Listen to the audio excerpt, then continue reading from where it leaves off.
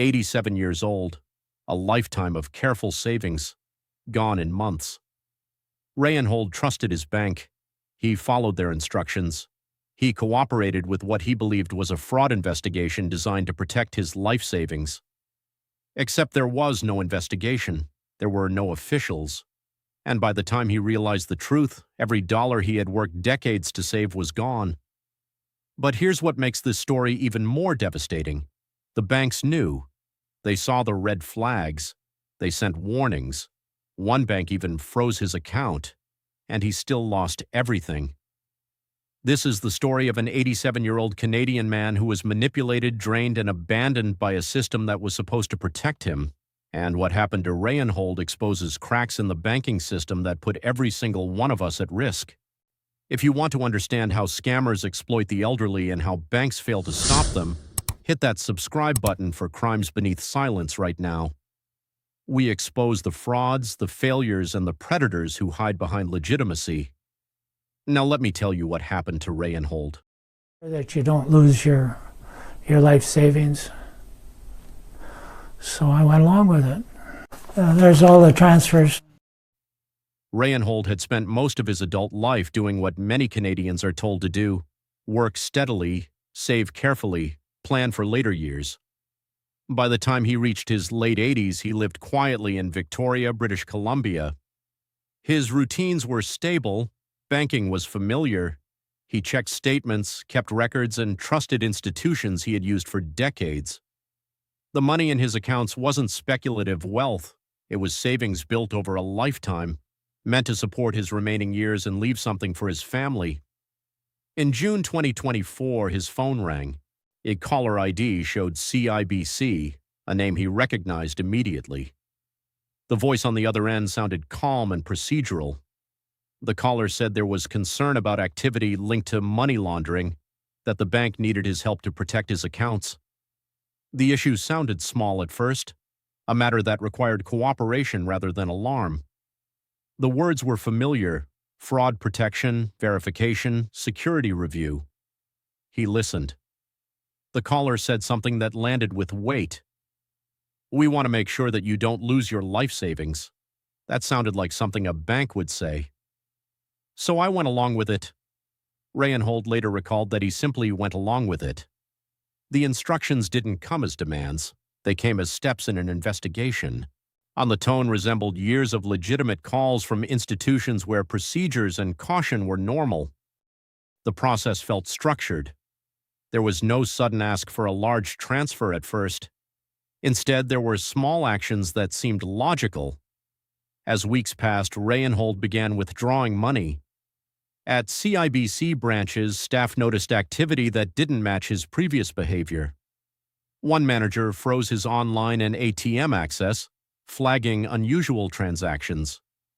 A letter was later sent describing account activity as unusual and warning that third-party requested transactions often lacked legitimate purpose, yet the letter didn't directly state that he was being scammed. In-person withdrawals continued. That moment is difficult to interpret. The warning existed. The withdrawals still happened. The scam grew more complex. The caller framed new steps as necessary for security. Money needed to be moved so investigators could trace laundering activity, and the language was careful. Transfers were described as protective measures, not losses. The implication was that the danger had already begun elsewhere and that delay would increase risk. At some point, a larger shift occurred. The scammers told Rayanhold that concerns within CIBC meant his funds would be safer at another bank. He transferred money to RBC. The move felt like part of the process rather than a warning sign. Systems that had once felt protective now seemed to confirm the narrative that the investigation was real. The friction at one institution became proof that the operation was serious. At RBC, Rayanhold obtained large bank drafts, often between $50,000 and nearly $400,000 at a time, following instructions to buy gold bars. No one, according to his account, stopped to ask why these drafts were needed or what the gold was for. They never once asked that. He drained his account, money coming in from his investments going out as gold bars. The transactions continued over months. Couriers arrived to collect the gold from his apartment. Each step was explained as part of securing assets for a larger investigation. The mechanics were repetitive and precise. He visited branches, requested drafts, signed paperwork, returned home, waited for pickup. Sometimes he paused. Once he hesitated when amounts grew larger, but the caller repeated that delays could put everything at risk. The pressure came through repetition rather than force. The script never asked for money directly. It framed every action as recovery, protection, or proof of cooperation. Family members were not involved. The caller had encouraged secrecy, saying the investigation required discretion. That instruction aligned with years of public messaging about security protocols. In his mind, following orders meant helping prevent crime. Months passed. Investment funds entered accounts and quickly left again. Cash and gold replaced numbers on statements. The life savings drained steadily. The moment of realization came quietly, after the accounts were empty. A caller claiming to be a senior official said more money was needed to release the funds. Rayanhold did something he had not done before. He called his daughter and asked for a loan. She asked why. He explained. The narrative unraveled. Silence followed. The realization was immediate. The investigation didn't exist. The officials weren't real. The money was gone. I was devastated, totally. And I still am. I think of nothing else, day and night. I was devastated totally, and I still am. I think of nothing else day and night. The words were simple. There was no dramatic description. The impact came from the fact that the routine of everyday life had collapsed into confusion. When the case was reported, banks responded through statements rather than interviews. Both CIBC and RBC said they had strong fraud prevention policies and that appropriate steps were taken. CIBC pointed to interventions and warnings. RBC later met with Rayanhold and his daughter and said the matter had been resolved, though details were not disclosed. The outcome of that meeting remains private. Experts raised questions about how safeguards functioned. Canadian banks are expected to monitor unusual transactions and report suspicious activity. Critics argued that repeated high-value withdrawals should have triggered stronger action.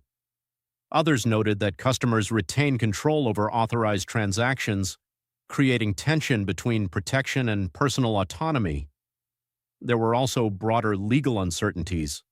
Countries such as the United Kingdom and Australia have introduced rules that can hold banks liable in certain fraud cases.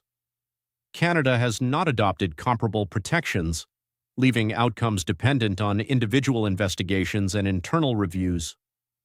The unanswered points remain: why did early warnings stop short of explicitly stating the risk? Why were large drafts at a second institution treated as routine?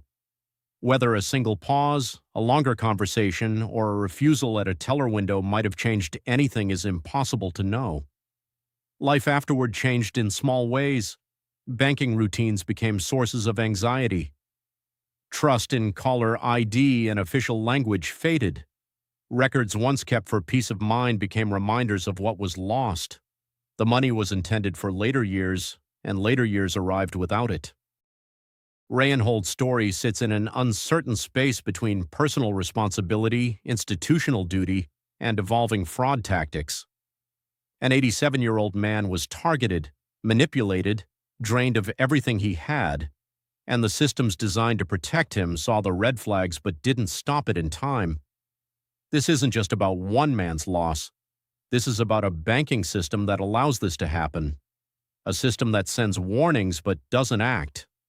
A system that lets elderly victims walk out with hundreds of thousands of dollars in bank drafts without asking a single question. If this story makes you angry, you're not alone. Subscribe to Crimes Beneath Silence right now. Share this video with everyone you know, especially anyone with elderly parents or grandparents, because these scams are targeting the most vulnerable among us. Leave a comment below and tell me, what should banks be legally required to do when they see red flags like this? Stay vigilant, protect the vulnerable, and remember, A warning letter is worthless if it doesn't stop the scam.